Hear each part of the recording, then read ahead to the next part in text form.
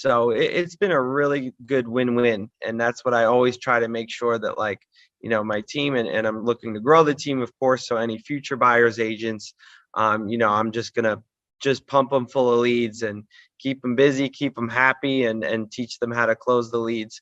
So it's, try to force success, basically.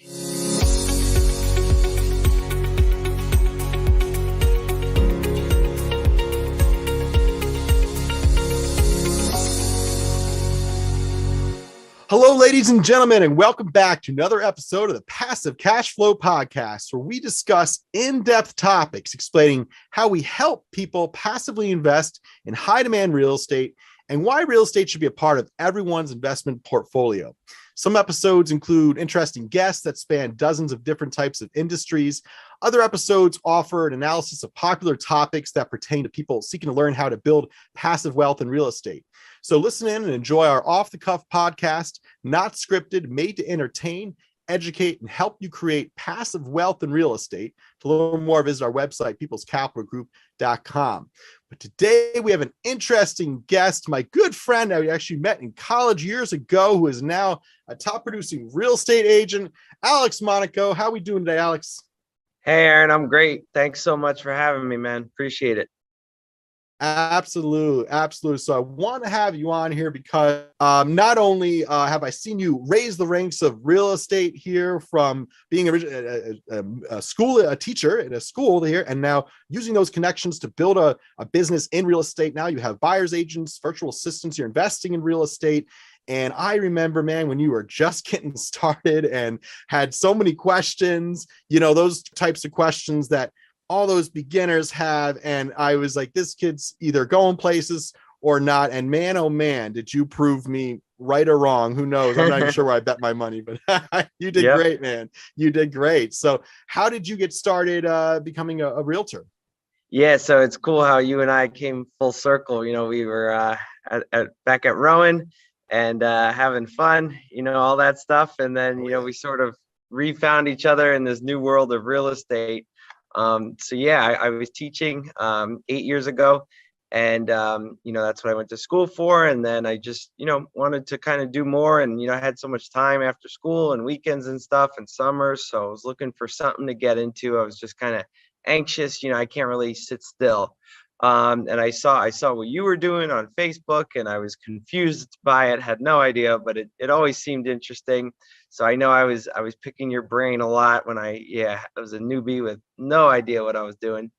And I knew I wanted to kind of invest and maybe be an agent, and felt like being an agent would be a good way for me to learn about investing, because I could learn real estate and the transaction process, and then I could kind of get into the investing aspect of it. And it really just worked. Got my license, and when I started at Weichert, and there was excellent training, and then I just started to learn, and then each year I just got more and more into it.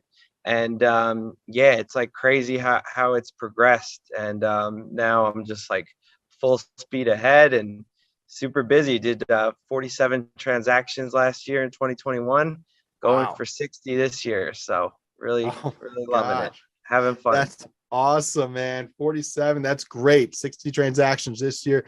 Now, are you finding a lot of realtors these days are saying it's harder than ever to be a realtor because there's just not enough inventory to sell? And you're running around like a chicken without a head as a buyer's agent. Heck, even as a listing agent, you have so many offers and showings. It's more work to get that commission check now than ever. Are you finding that's the case? Exactly. It's brutal, and it's really hard. And even though as agents we're doing well, a lot of us don't like this, and we would like it for it to just be busy, but it's madness. And as a buyer's agent, I do work with tons of buyers. It's really hard. And when I meet with them, I have to have a hard truth talk and be like, guys, I can't sugarcoat it. It's really competitive. You might be up against 10, 15 plus offers.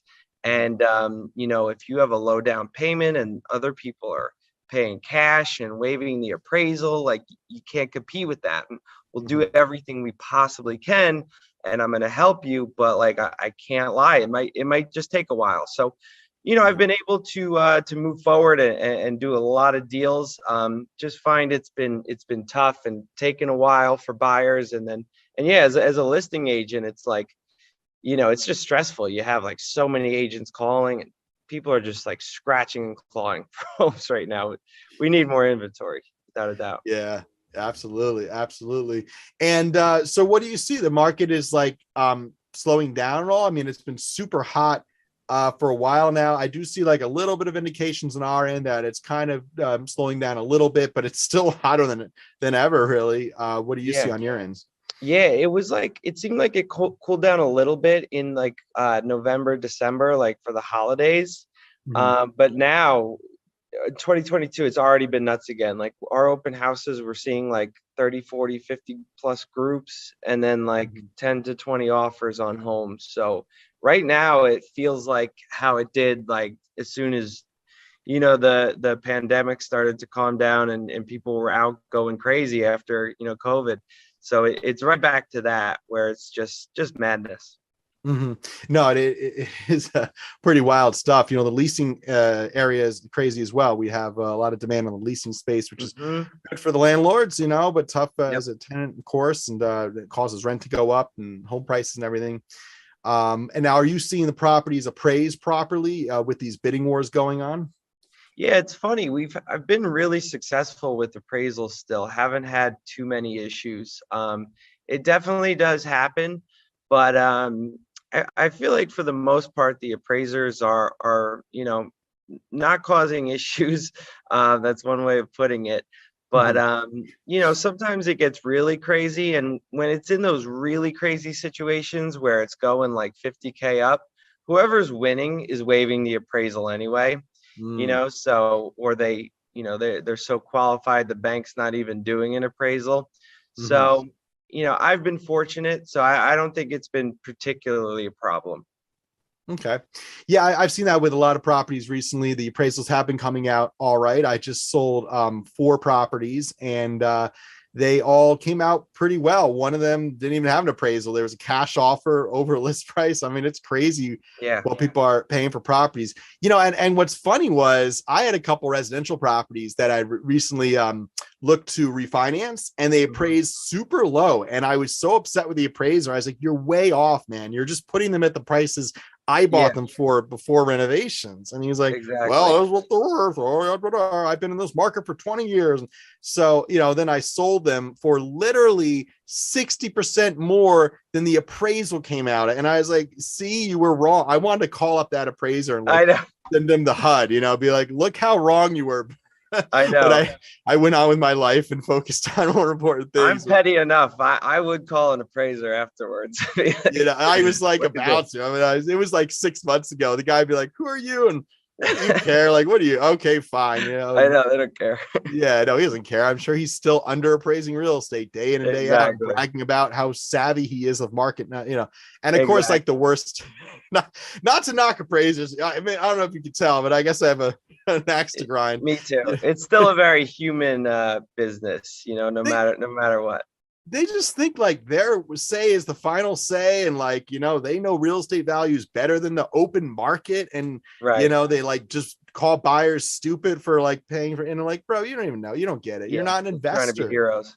Yep. Yeah, and that's the problem. A lot of people that work in the real estate industry doing things like appraisals, or who are in charge of the investment side of a business, aren't actually investing themselves and Right. don't really get it. They may understand how to check off some boxes, or measure out the square footage of a home, or look up comparable sales, and fill Right. out a form, but they don't really understand real estate investment, or the value of real estate, in my opinion. Now, of course, there are many great appraisers out there that know exactly what they're doing, and I've met them Yeah. as well. So, Yeah, it's like, frustrating with multifamilies, particularly like 3 and 4 families, where everyone's buying them as an investment, not to live in. And they're calculating the rent, and that's how the numbers are being determined. But the appraisers won't consider the rent. They're treating it just like a single family, and they're going by the square footage and mhm. the type of home and things like that.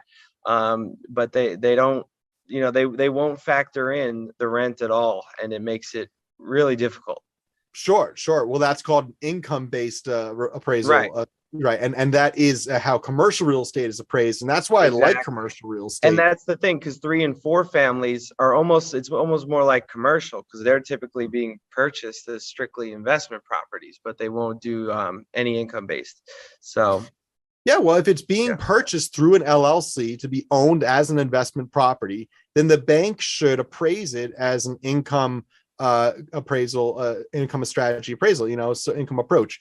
right, Because at the end of the day, that's the scenario the buyer's purchasing the property in, and that's the intention of the mortgage, to give a mortgage to a company, an LLC that's going to own the real estate and cash flow in the real exactly, estate and cover their expenses and pay the mortgage with that rent coming in. So the rent the building produces is extremely important, and the I banks know, are, in my opinion, wrong to use a sales comparison approach, right? Using right, comparable sales to analyze the property's value rather than the amount of money it's making, which is the income exactly, approach. exactly, But listen, that's how banks work, right? If it doesn't fit in that box of 5 units or larger, then we don't do the income approach appraisal, right? And it just right, doesn't make sense to me and you, who are in the industry moving the pieces of the monopoly board. But the people that work at the banks, again, right, yep, fall in the same category. My job is to check off a box. I mean, I've talked to enough bankers to know it's everyone's job exactly, is to just do what they got to do in the factory line, and I right, just have to get the packet of paperwork to the next person that reviews yep. the I packet got of my paper. supervisor, and that's what I'm supposed to do. So Yeah. So they're not really calling the shots. You can't blame them. totally, So it's all right. So at the end of the day, these are our pet peeves. Working in the real estate industry, it's become a hmm therapy session for me and you to just complain about all the people we have to deal with in the day. No, but totally, I really do. Some days I miss the grind of being an agent, moving those transactions. I used to love, closing deals every week. I'm in the business now of raising capital, and instead of closing a deal a week, I'm closing a deal every 4 to 6 months. It's a bit of a different space. right. But talk about how you keep up with that grind of being a realtor, showing on weekends. Oh, the only time I can go out is 7:30 at night. You just got married, you have a wife. How do you juggle all these things? Yeah, it's definitely crazy. One thing that's helped me tremendously though was I hired an assistant, virtual assistant actually. And it's all back end, the paperwork, um, you know, um, simple accounting, things like that. A lot of my like contact management, and then just doing a lot of e-sign, like little things like that go through my email. I've been able to train her to manage that stuff, and it's helped tremendously. I'm still busy with all the appointments, and I'm the face of the business, of course, and I'm doing all the showings and things like that. But what's nice about it is then when I get, home from the office 5, 6 o'clock, like I'm done. Whereas before that, I was, coming home at 5 or 6 and doing paperwork till 10 o'clock. And, I think my wife was fed up with that. So, definitely that's been a huge help for me. And yeah, the weekends, it's kind of it's just like the price you pay, for being in this business. It's very rewarding. There's a lot of great things to it. That's one thing that, I don't think I'll be able to change, at least not for a long time. Is just sacrificing weekends because, once, especially in the spring, like I'm gone Saturday, Sunday, like all day showing houses. Yeah, it's the only time people can really see houses, that or Yeah. like 7 o'clock at night. It's tough, and Yeah, that's they got jobs 9 to 5, so I have to work around it. sure. I'd say that's the main reason that I didn't continue being a real. Well, I mean, my passion was always in owning real estate. That's why I got into real estate. That's why I became a realtor, was to make some money and learn the art of the deal and move on to eventually being an investor. So I wanted to stay true to my initial goal for getting into real estate and keep my passion moving forward. But the other reason I stopped being a realtor is because I couldn't take the hours. They're so hard. Still a lot of work. It really Yeah. is. Because I like Yeah. to work like Tuesday, 9 a.m. That's when I'm like go time, like I'm Right. on then, or what, at 9 to 5 weekdays, like I'm ready to work. I expect to work. That's where I do my best work. And I don't know, Yeah. Saturdays, Sundays, I'm just in relaxed mode. I'm in family mode now, and Yep. so it's a tough, it's a mental state there, but that's good. And you also have a buyer's agent as well, and you're developing Yeah. a That team too, there? of course. Yeah, I hired my first buyer's agent, Diane. She's awesome. She just closed the deal today, actually, so very proud of her. But yeah, Great. that's been another one. I should have said that from the beginning. She helps me with showings. So when I'm overwhelmed and I need her help, she is so good and quick to jump in and help me out with that. So that's definitely helped a lot too. Yeah, yeah, exactly. That's great. That's great. And that's what I developed as an agent as well. I got the team going, and I didn't quite structure it the right way though. I was at Remax as well, and I thrived when I went to Remax. I really liked being there. But the way I structured my team was I paid their desk fees, and there wasn't really much of an incentive for the agent to go out and sell. So hopefully you've structured something smarter than that. You don't have to get into all the nitty gritty of how you structure your team, but you did say you Definitely. changed to Remax, and you started your team there and your name, and you felt like that was an improvement for you. Is that right? Yeah, absolutely. I see so many teams at Remax, and in my previous company, I was kind of aspiring to that, and I just felt like I would have the best training for that next step. To hire a team member. So I made the leap, about a year ago. Hired my first team member and just been learning, so much to learn. So this whole year has been like a major growth period for me. It's like a whole nother angle of it to be like, sort of the leader, which is something, I haven't done yet. So it's been fun. Definitely, it's definitely a process, and I'm trying to make my checklists and videos, and it's so much teaching, and trying to like remember what it was like when I was new, and just trying to figure my way through it and navigate. But yeah, I have a whole structure that I feel like now it's taken me like a whole year where I'm finally like confident in having an agent under me, Mhm. showing the Mhm. way.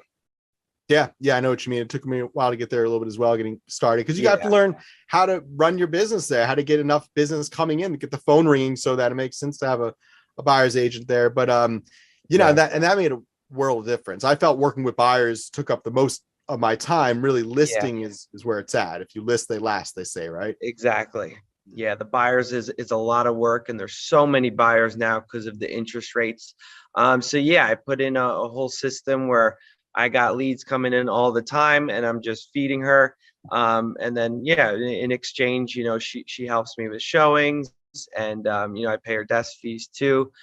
So it's been a really good win-win, and that's what I always try to make sure that like my team, and I'm looking to grow the team, of course. So any future buyers agents, I'm just gonna just pump them full of leads and keep them busy, keep them happy, and teach them how to close the leads.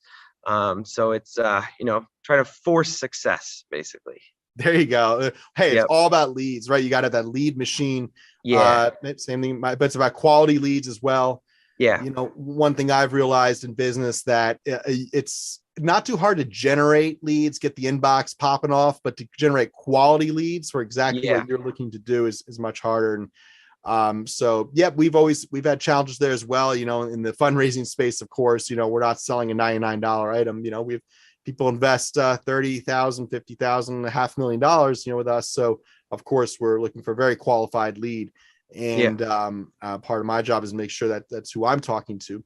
Yeah. So no, that's great. And it sounds like you've really been able to almost reach financial freedom. I know you're working your butt off right now. It doesn't feel like it, but you've now gone into investing in real estate. Talk about that and how you've kind of transitioned into that a little bit. Definitely, yes. So started with the classic, house hacking method. Just from reading Bigger Pockets and all that type of stuff. So bought a two family when I first got my license. Got a tenant upstairs, and it really was the best way to learn. It's kind of like training wheels for being a landlord. Yeah. Like we had my sister-in-law up there, for the first few years. So it's super easy. Hard to evict though. Hard to evict the Yeah, in-laws. hard to evict, but luckily, Uh, she was a great tenant. And yeah, no, it's been a great experience, and then it helps with my mortgage. So I've been able to keep my expenses very low so that I can take my commission that I'm making and invest into more multifamily properties. Definitely used your help along the way, which I appreciate. So yeah, then I got a four family in Manville, and then recently closed on a 3-family in Boundbrook. So now I got a 2, a 3, and a 4. I have another 3-family under contract, and then I'm already looking for the next one after that. So yeah, that's been the plan, and like it's taken such a long time, but it's finally like coming to fruition now, which is like so cool. Yeah. It's really working. That's So awesome. And yeah. are you managing these properties yourself, or have you hired a management company, or did you just say, "Hey, wife, take care of my properties"? How did you handle that? Yeah, I've been doing it myself. It hasn't been terrible, but it's also not fun. And I'm gonna hire management. I think once I have like 2 more under my belt, definitely gonna hire property management and outsource that so I can just focus on my real estate business and selling houses. So I'm looking forward to that as well. Yeah, it's been good. I was affected by the flood in Ida in one of my properties in Manville. We lost all the mechanicals. None of the apartments were damaged, but yeah. So that was for my Yeah. first like real one, that was like quite a smack in the face. And didn't derail me too long. I got right back at it. So it's all good now. That's good. And an event like that reminds you why you need to have large reserves in properties. Exactly. It's crazy. Ida was a mess for us as well. We had a number of properties that were not in flood zones that got flood damage. Yeah, mine wasn't either. Yeah, exactly. So weird, I mean, you would expect a property that's not in a flood zone to not necessarily get so much flood damage, but yeah, we had a number of situations there, and then luckily we had reserves to take care of that. But definitely does not help the cash flow of a property or the income of a property. I mean, the silver lining is you get a bunch of new boilers, and that helps the we got all good. Heating's working great now. But you basically got to refinance to get that money back. It's basically tied up in the property for indefinitely here. So. Exactly. I'd say that's part of the business, man. There's some good days and bad days, and Ida was a tough one for us as well. I think a lot of landlords have some pretty nasty stories from that storm. So no more Ida storms. Let's move on to the next letter of the alphabet for hurricanes. That was exactly. Yeah, I'm ready to move on from that one. Whew. Yeah. Oh boy. But cool, man. Good stuff. So how can people find you if they're looking to buy a home, or you do investment properties as well, right? What type of real estate do you have? Do you generally trade? Awesome. Yeah. So we're just, full service residential real estate. So we help people buy and sell single family homes. And yeah, definitely as being an investor, I'm really, skilled with working with investors. I know how it goes, and most agents do not, because they, most agents really don't invest. So they don't understand it's very different working with someone who's looking to do a flip or someone who's looking to buy a rental. So I have tons of experience with that. I have a lot of clients I've helped flip homes and buy multifamilies that are cash flowing, and it's been awesome. Like, it's really rewarding. They really appreciate it. So yeah, my website's alexmonacorealestate.com. You can look for properties there, get a valuation, or contact me. And also Instagram at alexmonacorealestate can be reached there too. Great.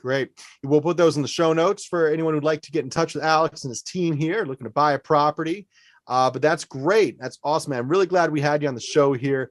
I love talking to people that are in the industry, moving the pieces of the monopoly board here, moving the transaction. Realtors, brokers really actually make the market, in my opinion, especially the residential market, moving all those houses. And then in the commercial space too. I mean, the best deals we get right now are pocket listings from really good agents in the commercial space. Yep. So it's about who in this business, and it has been for a while.